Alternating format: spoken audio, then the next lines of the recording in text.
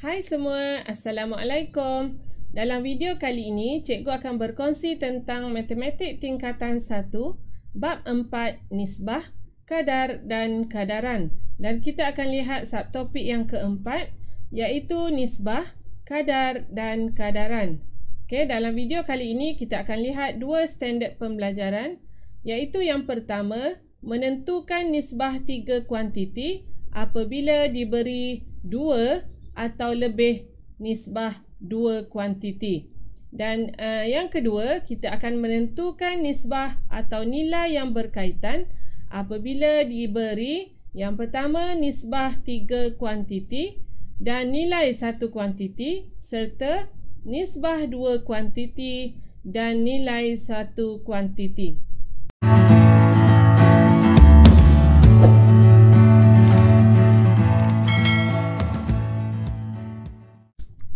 Kita akan mulakan dengan soalan yang pertama.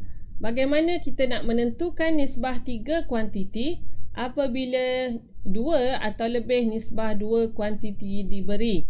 Okey, soalan pertama, kamu boleh lihat soalan dalam buku teks ya. Latih diri 4.4a. Soalannya, jika P kepada Q sama dengan 2 kepada 9 dan Q kepada R sama dengan 9 kepada 7, cari nisbah P kepada Q kepada R. Okey, jadi yang pertama sekali, kamu mesti tulis dalam bentuk macam ni lah, supaya boleh nampak dengan lebih jelas. Okey, P sama dengan 2, Q sama dengan 9. Dan yang kedua, Q kepada R sama dengan 9 kepada 7. Jadi bila kita nak gabungkan kepada nisbah tiga kuantiti, okey, kita akan tulis P kepada Q kepada R. Okey, baris pertama kita akan tulis semula yang ni, iaitu 2 kepada 9. Okey, 2 kepada 9. Dan barisan yang kedua kita akan tulis 9 kepada 7. Okey, jadi bila kita dah gabungkan, kita akan lihat pula di bahagian tengahnya, iaitu nilai Q. Adakah sama nilai Q yang telah kita gabungkan? Okey, dan dalam soalan ini, nilai Q-nya sama, jadi kita akan terus dapat jawapannya, iaitu 2 kepada 9 kepada 7. Okey, jadi kita tulis semulalah jawapannya. Okey, P kepada Q kepada R sama dengan 2 kepada 9 kepada 7.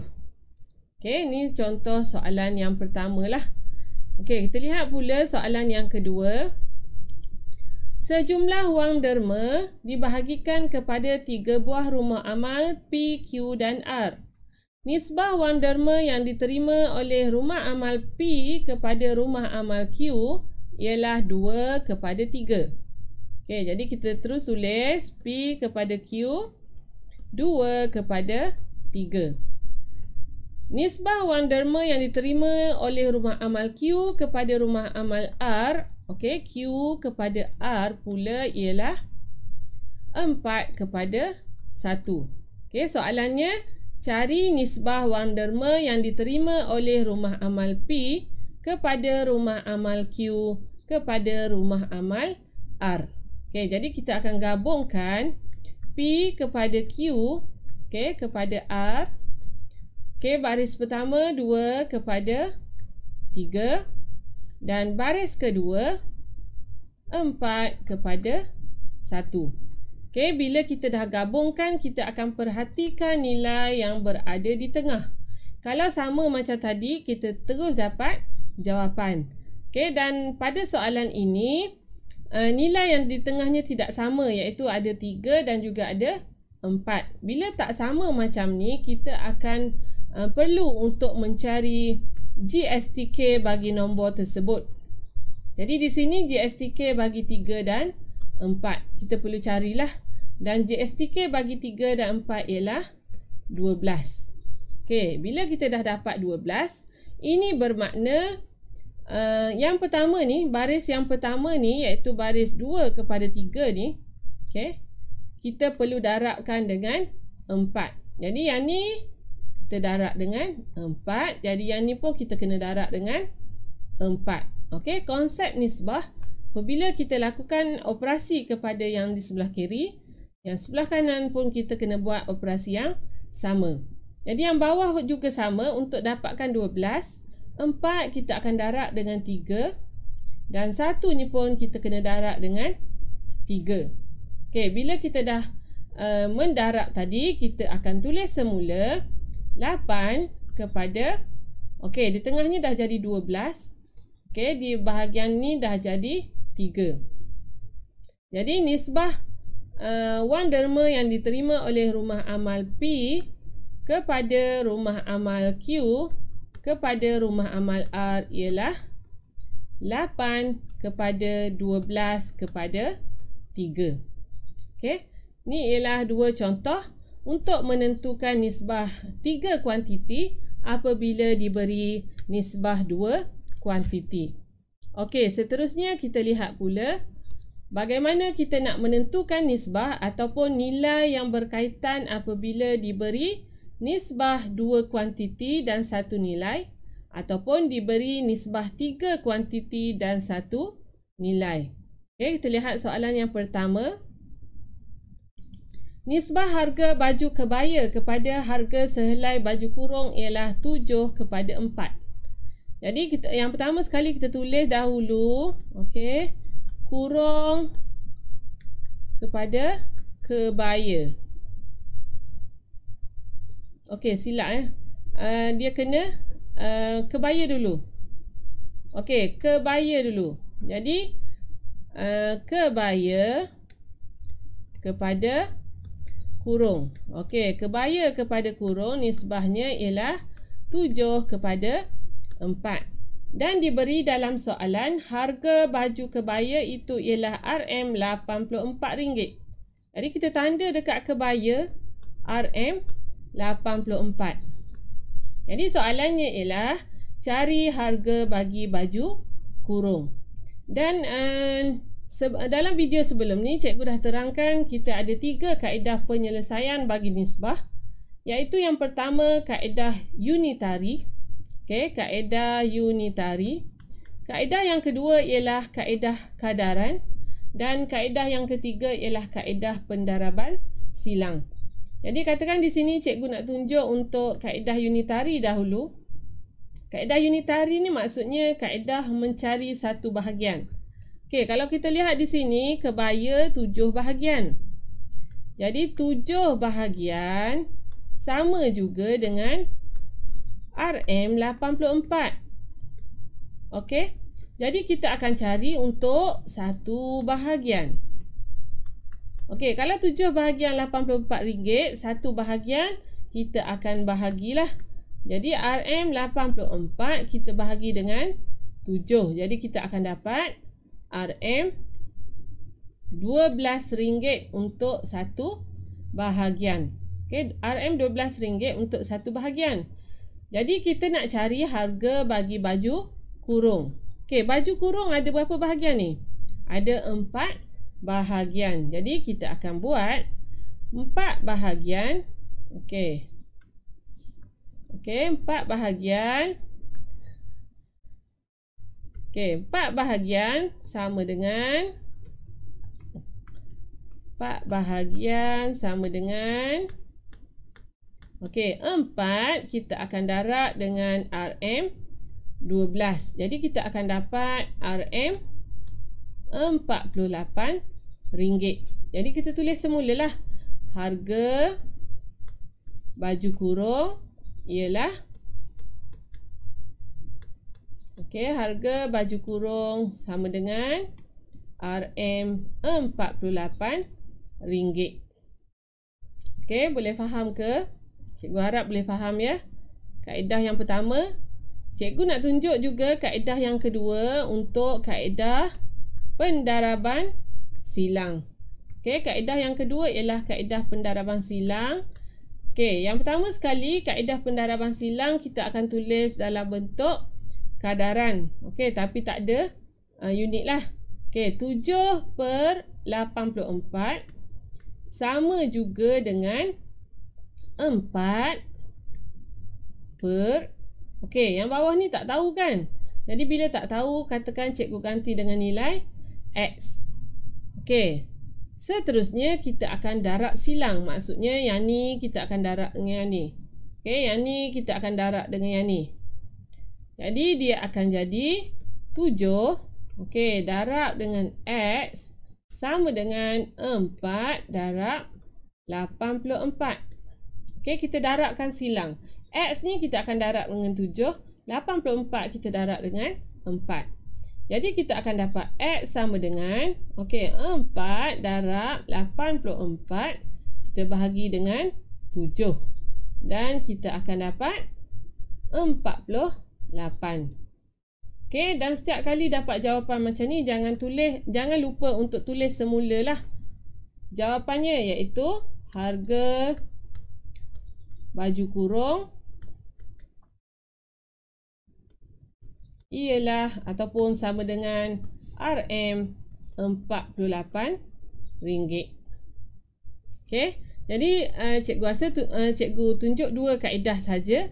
Kamu boleh pilih mana-mana kaedah yang kamu rasa lebih faham ataupun lebih mudah bagi kamu. Okey, jadi seterusnya kita lihat soalan yang kedua.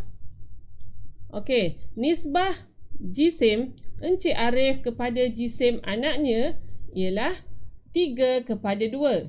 Okey, jadi kita terus tulis Arif je lah. Okey, Arif kepada anak dia. Okey, nisbah Arif kepada anak dia 3:2. Dan diberi jisim anaknya ialah 42. Anak, jadi kita tanda anak panah dekat bahagian anak. Okey, 42 kilogram. Soalannya cari jisim bagi Encik Arif. Okey, jadi yang ni cikgu nak guna juga kaedah unitary. Okey, unitary. Jadi bila kita nak guna kaedah unitary, kita ambil yang bahagian yang kita tahu maklumat dia ni, iaitu bahagian anak ya. Dalam soalan ni bahagian anak lah. Okey, bahagian anaknya iaitu 2 bahagian sama dengan 42 kilogram. Jadi unitary kita cari dulu satu bahagian. Okey, satu bahagian sama dengan 42 kita akan bahagi dengan 2. Jadi kita akan dapat 21 kilogram. Okey, 21 kilogram untuk satu bahagian. Jadi kita lihat kepada Encik Arif. Encik Arif ada berapa bahagian? Jadi jisim Encik Arif, okey. Jisim Encik Arif ada berapa bahagian? Okey, ni tengok kat sini kita ada 3 bahagian. Jadi 3 kita akan darab dengan 21 kilogram. Jadi kita akan dapat jisim Encik Arif ialah 63 kilogram. Okey, mudah saja. Yang ni cikgu guna kaedah unitary. Okey, seterusnya kita lihat pula soalan yang berikutnya, iaitu soalan yang ketiga. Okey, soalan yang ketiga. Zanariah, Rusita dan Hanifah berkongsi membayar kos hadiah hari jadi ibu mereka mengikut nisbah 5:3:2. Jadi cikgu tulis semulalah. Okey, Zanariah, Rusita dan Hanifah. Okey. Yang ni kamu mesti ikut turutan lah supaya tak salah. Okey, tak tersilap nanti. 5:3:2. Hanifah membayar RM50 untuk hadiah itu. Hitung jumlah wang yang dibayar oleh Zanariah dan Rusita. Dia nak jumlah wang. Okey, jadi maklumat yang diberi ialah tentang Hanifah, iaitu RM50. Jadi kita akan cari 2 bahagian. Okey, kita akan tulis untuk unitary 2 bahagian sama dengan RM50. Jadi kita cari satu bahagian. Jadi satu bahagian RM50 tadi ni kita akan bahagi dengan 2. Okey, kita akan bahagi dengan 2. Jadi kita akan dapat satu bahagian ialah RM25. Jadi kita lihat pula untuk bahagian Zanariah dan Rusita. Okey, Zanariah 5 bahagian, Rusita 3 bahagian. Jadi di sini untuk kita kira jumlah wang, okey, jumlah wang dibayar Zanariah dan Rusita. Okey, cikgu ringkaskan sikit. Zanariah dan Rusita. Okey, berapa jumlah tadi? Okey, tadi cikgu kata 5 kita tambah dengan 3 sebab dia nak jumlah. Jadi 5 untuk bahagian Zanariah, 3 untuk bahagian Rusita. Jadi 5 tambah 3 kita akan darab dengan satu bahagiannya tadi iaitu 25. Okey. Jadi 8 darab 25 kita akan dapat RM200. Okey, ni ialah jumlah wang yang dibayar oleh Zanariah dan Rusita. Okey. Okey, seterusnya kita lihat soalan yang berikutnya, soalan keempat. Okey, soalan keempat. Kadir, Chandran dan Ping Wei menyertai suatu kuis sains. Bilangan soalan yang dijawab oleh mereka mengikut nisbah 4/6/3. Chandran telah menjawab 30 soalan. Hitung jumlah soalan yang dijawab oleh Kadir dan Ping Wei. Okey, jadi kita tulis dahulu. Okey, kita tulis dalam bentuk nisbah. Kadir, Chandran dan juga Ping Wei. Okey, cikgu tulis Ping je lah. Okey, 4/6/3. Dan maklumat yang diberi ialah tentang Chandran. Okey, Chandran menjawab 30 soalan. Okey, jadi di sini 6 bahagian sama dengan 30 soalan. Jadi berapa untuk satu bahagian? Okey, jadi satu bahagian sama dengan 30 kita akan bahagi dengan 6, iaitu kita akan dapat 5 soalan. Okey, satu bahagian 5 soalan.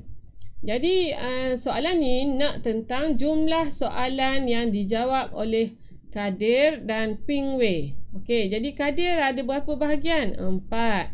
Ping Wei ada berapa bahagian? Ada 3. Jadi untuk dapatkan jumlah soalan, okey, jumlah soalan dijawab okey Kadir dan Ping Wei. Okey, yang ni kamu kena tulis dah ya. Okey, Kadir dan Ping Wei sama dengan, okey, kita ambil bahagian dia tadi 4 tambah 3. Jadi 4 kita tambah dengan 3. Okey, dan kita akan darab dengan satu bahagian tadi 5 soalan. Jadi 4 tambah 3 kita akan darab dengan 5. Jadi 7 darab 5 kita akan dapat 35 soalan. Okey, jadi ini ialah beberapa contoh yang ada dalam buku teks. Dan kaedah yang cikgu gunakan ialah kaedah unitari. Jadi kamu boleh cuba untuk kaedah pendaraban silang ataupun kaedah kadaran. Okey, seperti biasa, sekiranya ada apa-apa persoalan, bolehlah ditulis di ruangan komen. Berminat dengan video-video yang cikgu kongsikan? Jangan lupa untuk like, share, komen serta subscribe. Terima kasih.